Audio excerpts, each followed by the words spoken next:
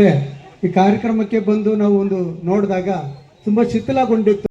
ವಿಸ್ತೃತನಾಗಿ ಬೆಳೆಸಲಿಕ್ಕೆ ಅನುವು ಮಾಡಿಕೊಡ್ತಾ ಇರ್ತಕ್ಕಂಥ ಶ್ರೀ ಕ್ಷೇತ್ರ ಧರ್ಮಸ್ಥಳ ಗ್ರಾಮಾಭಿವೃದ್ಧಿಯ ವಹಿಸಿಕೊಂಡಿರ್ತಕ್ಕಂಥ ಹೋಟೆಲ್ ರಾಮಣ್ಣ ಅವರು ವೇದಿಕೆಯಲ್ಲಿದ್ದಾರೆ.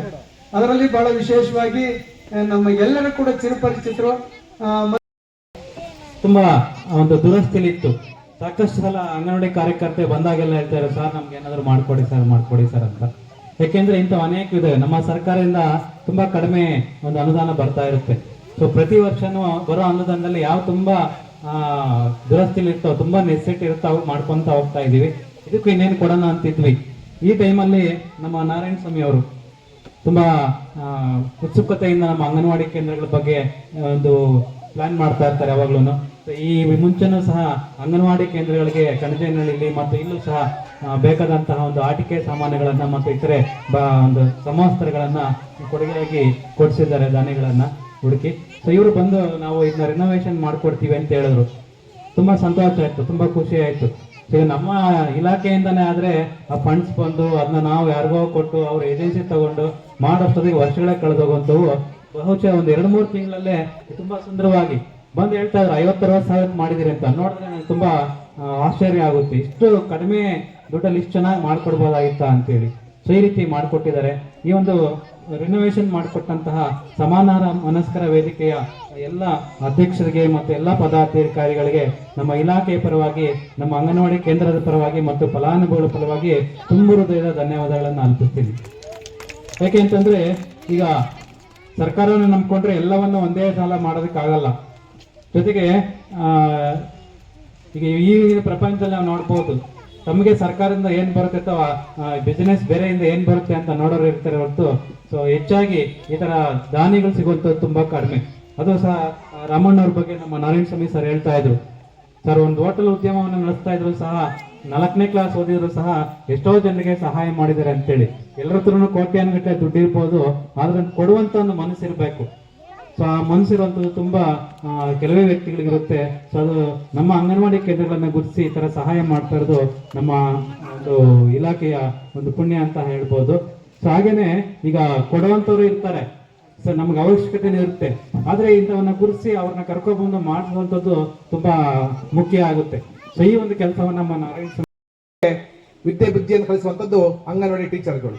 ಇವತ್ತು ಅವರು ಏನು ಅಂಗನವಾಡಿಗೆ ಬರ್ತಾರೆ, ಆ ಶಾಲೆಯ ಅಥವಾ ಅಂಗನವಾಡಿ ವ್ಯವಸ್ಥೆ ಸರಿಯಾಗಿದ್ರೆ ಆ ಮಕ್ಕಳಲ್ಲಿ ಚಿಕ್ಕಂದಿನಿಂದಲೇ ಒಳ್ಳೆ ಗುಣಲಕ್ಷಣಗಳು ಬೆಳೆಯಬಹುದು ಅಂತೇಳಿ ನಾವು ಖಂಡಿತವಾಗಿ ಭಾವಿಸಬೇಕಾಗತ್ತೆ. ಹೇಗೆ ನಾವೊಂದು ಗಿಡ ನೆಟ್ಟ ಮೇಲೆ ಅದಕ್ಕೆ ಚಿಕ್ಕದಿರುವಾಗಲೇ ಗೊಬ್ಬರ ನೀರನ್ನು ಕೊಟ್ಟು ದೊಡ್ಡದಾದ ಮೇಲೆ ಒಳ್ಳೆ ಫಸಲನ್ನ ಪಡಿಬೇಕನ್ನೋ ಉದ್ದೇಶದಿಂದ ಮಾಡ್ತೇವೋ, ಹಾಗೆ ಈ ಚಿಕ್ಕ ಮಕ್ಕಳಿಗೆ ಕೂಡ ಈ ಒಂದು ಅಂಗನವಾಡಿ ಶಾಲೆಯಲ್ಲಿ ಇಂತಹ ಒಂದು ಅವಕಾಶವನ್ನ ಕಲ್ಪಿಸಿಕೊಟ್ಟು ಅವರು ಮುಂದಕ್ಕೆ ಒಳ್ಳೆ ವ್ಯಕ್ತಿಗಳಾಗಿ ರೂಪಿಸಿಕೊಳ್ಳುವಂತ ನಿಟ್ಟಿನಲ್ಲಿ ಇವತ್ತು ಒಂದು ಸಹಕಾರವನ್ನು ಮಾಡಿರುವಂತದ್ದು ಖಂಡಿತವಾಗಿಯೂ ಎಲ್ಲರೂ ಮೆಚ್ಚುವಂತಹ ಕೆಲಸ. ಇವತ್ತು ಧರ್ಮಸ್ಥಳ ಗ್ರಾಮಾಭಿವೃದ್ಧಿ ಮುಖಾಂತರವಾಗಿ ಪರಮ ಪೂಜ್ಯ ಡಾಕ್ಟರ್ ಡಿ ವೀರೇಂದ್ರ ಹೆಗ್ಗಡೆ ಅವರು ಕೂಡ ವಿದ್ಯಾಭ್ಯಾಸಕ್ಕೆ ಸಂಬಂಧಿಸಿದಂತೆ ಹಲವಾರು ಕಾರ್ಯಕ್ರಮಗಳನ್ನ ನಮ್ಮ ರಾಜ್ಯದಾದ್ಯಂತ ಅನುಷ್ಠಾನ ಮಾಡ್ತಾ ಇದ್ದಾರೆ. ಮುಖ್ಯವಾಗಿ ಯಾವುದೇ ಒಂದು ಶಾಲಾ ಕಾಲೇಜುಗಳಲ್ಲಿ, ಸರ್ಕಾರಿ ಶಾಲಾ ಕಾಲೇಜುಗಳಲ್ಲಿ ಶಾಲೆಯ ಕಟ್ಟಡ ಅಭಿವೃದ್ಧಿ ಆಗಬೇಕಿದ್ರೆ, ಗ್ರೌಂಡ್ ಅಭಿವೃದ್ಧಿ ಆಗಬೇಕಿದ್ರೆ ಅಥವಾ ಶೌಚಾಲಯದ ಅಭಿವೃದ್ಧಿ ಆಗಬೇಕಿದ್ರೆ ಅಂತ ಅನಿವಾರ್ಯ ಕೆಲಸಗಳಿಗೆ ಧರ್ಮಸ್ಥಳದಿಂದ ಮ್ಯಾಚಿಂಗ್ ಕಾಂಟ್ರಿಬ್ಯೂಷನ್ ಕೊಡುವಂತಹ ಕೆಲಸ ನಿರಂತರವಾಗಿ ಆಗ್ತಾ ಇದೆ. ಒಂದನೇದಾಗಿ. ಎರಡನೇದಾಗಿ, ಸರ್ಕಾರಿ ಶಾಲೆಗಳಲ್ಲಿ 40:1 ಟೀಚರ್ಸ್ ಏನಾದ್ರೂ ಇದ್ದೆ ಆ ಟೀಚರ್ಸ್ಗಳಿಗೆ, ಆ ಶಾಲೆಗೆ ಜ್ಞಾನದೀಪ ಅನ್ನುವಂತಹ ಒಂದು ವ್ಯವಸ್ಥೆಯಲ್ಲಿ ಶಿಕ್ಷಕರನ್ನ ಕೊಡುವಂತಹ ವ್ಯವಸ್ಥೆ, ಶಿಕ್ಷಕರನ್ನ ಆ ಊರಿನಲ್ಲಿ ಆಯ್ಕೆ ಮಾಡಿ ಅವರಿಗೆ ಪ್ರತಿ ತಿಂಗಳು ವೇತನವನ್ನು ಕೊಡುವಂತಹ ಕೆಲಸವನ್ನ ಧರ್ಮಸ್ಥಳ ಗ್ರಾಮಾಭಿವೃದ್ಧಿ ಯೋಜನೆ ಮಾಡ್ತಾ ಇದೆ. ಕಳೆದ ವರ್ಷ 1030 ಜನ ಶಿಕ್ಷಕರನ್ನ ನಮ್ಮ ರಾಜ್ಯದಲ್ಲಿ ಸರ್ಕಾರಿ ಶಾಲೆಗಳಿಗೆ ಸಹಕಾರವೇ ಕೊಡುವಂತಹ ಕೆಲಸವನ್ನು ಮಾಡಿದ್ದಾರೆ. ಮೂರನೇದಾಗಿ, ನಮ್ಮ ಸಂಘದಲ್ಲಿರುವಂತಹ ಸದಸ್ಯರ ಮಕ್ಕಳು, ಆ ಸಂಘದ ಸದಸ್ಯರು BPL ಕಾರ್ಡ್ ಅನ್ನು ಹೊಂದಿದ್ರೆ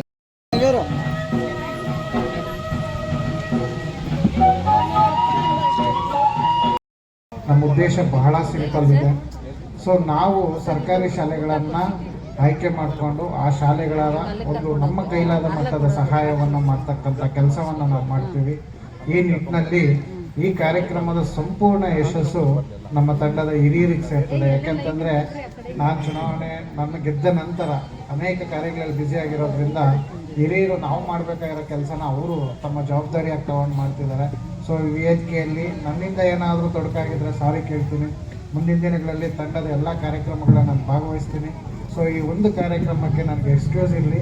ಸೊ ಮುಂದಿನ ದಿನಗಳಲ್ಲಿ ಈ ಒಂದು ಕಾರ್ಯಕ್ರಮ ಮಾಡ್ತಕ್ಕಂಥ ಉದ್ದೇಶ, ಇಷ್ಟು ವಿಜೃಂಭಣೆಯಾಗಿ ಮಾಡ್ತಾ ಇರೋ ಉದ್ದೇಶ ಏನಂತಂದರೆ, ಈ ಒಂದು ಕಾರ್ಯ ನಮ್ಮ ಹಿರಿಯರು ಹೇಳ್ದಂಗೆ ಬೇರೆಯವ್ರಿಗೆ ಇನ್ಸ್ಪಿರೇಷನ್ ಆಗಬೇಕು. ಯಾಕೆ ಇನ್ಸ್ಪಿರೇಷನ್ ಆಗಬೇಕು ಅಂತಂದರೆ, ಇನ್ಕ್ಲೂಡಿಂಗ್ ಮೀ ಮತ್ತು ಈ ವೇದಿಕೆಯಲ್ಲಿ ಇರ್ತಕ್ಕಂಥವ್ರು, ವೇದಿಕೆ ಮುಂಭಾಗದಲ್ಲಿ ಇರ್ತಕ್ಕಂಥವ್ರು ಎಲ್ಲರೂ ಅವರವ್ರ ಊರುಗಳಲ್ಲಿರ್ತಕ್ಕಂಥ ಅಂಗನವಾಡಿ ಶಾಲೆಯಲ್ಲಿ ಓದಿರ್ತಂಥ ಮಕ್ಕಳೇನಾವೆಲ್ಲ. ಸೊ ಅಲ್ಲಿ ಕಳೆದಂಥ ಬಾಲ್ಯ ದಿನಗಳು ತುಂಬ ಶ್ರೇಷ್ಠವಾಗಿರ್ತವೆ. ಸೊ ಆ ದಿನಗಳನ್ನು ನಾವು ಮೆಲುಕು ಹಾಕೊಂಡಂಥ ಸಂದರ್ಭದಲ್ಲಿ ಖಂಡಿತ ಇದೇನು ದೊಡ್ಡ ಸಾಧನೆಗಳೇನಲ್ಲ. ಸೊ ಇದು ನಮ್ಮ ಮಾಡ್ತಕ್ಕಂಥ ಒಂದು ದಿನನಿತ್ಯದ ಕೆಲಸದಲ್ಲಿ ಒಂದು ಸಣ್ಣ ಭಾಗ ಅಷ್ಟೇ. ಕೇವಲ ಒಂದು 2 ನಿಮಿಷ ನಾವು ಟೈಮ್ ಸ್ಪೆಂಡ್ ಮಾಡಿದ್ದೆ ಆದರೆ ನಾವು ಓದಿರೋಂಥ ಶಾಲೆಗಳನ್ನು ಬದಲಾವಣೆ ಮಾಡೋದಕ್ಕೆ ತುಂಬ ಅವಕಾಶ ಇರುತ್ತೆ. ಸೊ ಮುಂದಿನ ದಿನಗಳಲ್ಲಿ ಈ ಅನುಕೂಲಗಳಂತ ಪಡೆದಂಥ ಗ್ರಾಮಗಳು ಮತ್ತೊಂದು ಗ್ರಾಮಗಳನ್ನು ಇದೇ ರೀತಿ ಆಯ್ಕೆ ಮಾಡ್ಕೊಂಡು ಮಾಡೋಂಥ ಸಂದರ್ಭದಲ್ಲಿ ಖಂಡಿತ ಸರ್ಕಾರಿ ಶಾಲೆಗಳು ಏನಿದೆ ಮುಂದಿನ ದಿನಗಳಲ್ಲಿ ನಾವು ಹೆಚ್ಚಿನ ಯಶಸ್ಸನ್ನು ಕಾಣ್ತೇವೆ. ಸೊ ನಮ್ಮ ಚಿಕ್ಕಬಳ್ಳಾಪುರದಲ್ಲಿ ಅನೇಕ ವಿದ್ವಾಂಸರಿದ್ದಾರೆ. 2 ಜ್ಞಾನಪೀಠ ಪ್ರಶಸ್ತಿ ಇದೆ, 3 ಪದ್ಮಶ್ರೀ ಪ್ರಶಸ್ತಿಗಳಿದೆ. ಸೊ ನಮ್ಮ ಚಿಕ್ಕಬಳ್ಳಾಪುರ ಜಿಲ್ಲೆ ತುಂಬ ಯಶಸ್ಸಿದೆ. ಸೊ ಅವರೆಲ್ಲ ಓದಿರ್ತಕ್ಕಂಥದ್ದು ಸರ್ಕಾರಿ ಶಾಲೆಗಳಲ್ಲಿ.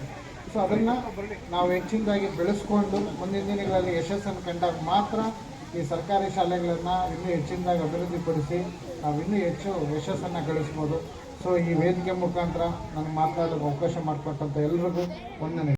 1915ರಲ್ಲಿ ನಾಡೋಡಿ ಕೃಷ್ಣರಾಜರು ಪ್ರತಿಯೊಂದು ಪ್ರಜೆನೂ ವಿದ್ಯೆ ಕಲಿಬೇಕು ಅಂತೇಳಿ ಅವರು ಒಂದು ಹೆಣ್ಣು ಮಗುವಿಗೆ 5 ರೂಪಾಯಿ, ಅವಾಗ ಅವ್ರಿಗೆ ಎಷ್ಟು ಸಂಬಳ, 5 ರೂಪಾಯಿ ಕೊಟ್ಟು ಪ್ರತಿಯೊಂದು ಗ್ರಾಮಗಳಲ್ಲೂ ಪ್ರತಿಯೊಂದು ಅವರು ಒಂದು ಇದೇ ಥರ ಅಂಗನವಾಡಿ ಕೇಂದ್ರಗಳು ಅವರು ಸ್ಥಾಪನೆ ಮಾಡಿದ್ರು.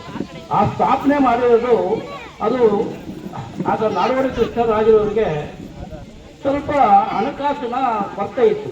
ಆಗ 2 ಭಾಗ ಇತ್ತು. ಯಾವುದು ಹೈದರಾಬಾದ್ ಕರ್ನಾಟಕ ಒಂದು, ನಮ್ಮ ಮೈಸೂರು ಕರ್ನಾಟಕ ಒಂದು. ಅವ್ರಿಗೆ ಹಣದ ಕೊರತೆ ಇರೋದಕ್ಕೆ ಅವ್ರಿಗೆ ಹೇಳೋರು ಶಿಕ್ಷಕರಿಗೆ, ಅಮ್ಮ ನೀವು ವಿದ್ಯೆ ಕಲಿಸಿ ಮಕ್ಕಳಿಗೆ, ಅವರು ಬಹುಶಃ ಅಷ್ಟೇ ಅಸಮಾಗತ ಅಂತೇಳಿ ಅವರು ನಾಡೋಡಿ ಕೃಷ್ಣರಾಜರು ಅವತ್ತು ಹಾಕಿರೋ ಬುದಾಗಿ ಇವತ್ತು ಎಷ್ಟಾಗಿದೆ ಗೊತ್ತಾ?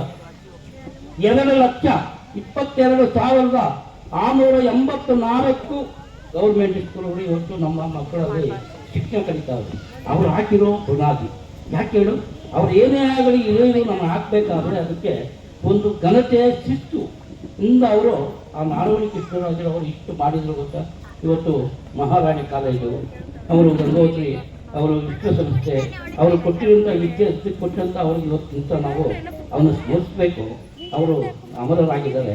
ಅವರು ಕೊಟ್ಟಂತ ಒಂದು ನಮ್ಮ ವಿದ್ಯೆಗೆ ಅಪಾರ ಅದು 7 ಇನ್ನೂ 7 ಹುಮ್ಮಸ್ಸು ಕೊಟ್ಟಂಥ ವಿದ್ಯೆಗೆ ಅವ್ರನ್ನ ನಾವು ತಿಳಿಸ್ಕೊಂಡು ಈಗ ಈ ಅಂಗನವಾಡಿ ಸ್ಕೂಲ್ಗೆ ನಮ್ಮ ವೇದಿಕೆಯಿಂದ ಅದನ್ನು ಅಭಿವೃದ್ಧಿ ಮಾಡಿ ಇವತ್ತು ನಿಮಗೆ ಹಸ್ತಾಂತರ ಮಾಡ್ತಾ ಇದ್ದೀವಿ.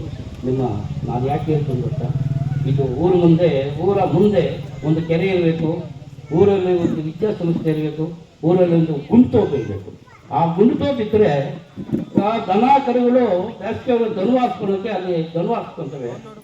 ಊರ ಮುಂದೆ ಕೆರೆ ಇದ್ದರೆ ಆ ಕೆರೆಯ ಆ ಊರಿನ ಅಭಿವೃದ್ಧಿಗೆ ಒಳ್ಳೆ ಬುನಾದಿ ಕೆರೆ ಇರಬೇಕು. ಊರ ಮುಂದೆ ವಿದ್ಯಾಸಂಸ್ಥೆ ಇರಬೇಕು. ಇದ್ರೆ ಆ ಊರು ಅಷ್ಟೇ ಸಮೃದ್ಧಿ ಆಗ್ತದೆ ಅಂತ ಹೇಳಿ ಈ ಮಾತನ್ನು. ಇಂಜಿನಿಯರ್ ಕೂಡ ಆಗಿರ್ತಕ್ಕಂಥ ನರ್ಮದಾ ರೆಡ್ಡಿ ಅವರು ಕೂಡ ನಮ್ಮ ಜೊತೆಯಲ್ಲಿದ್ದಾರೆ. ಹಾಗೆಯೇ ಇವತ್ತು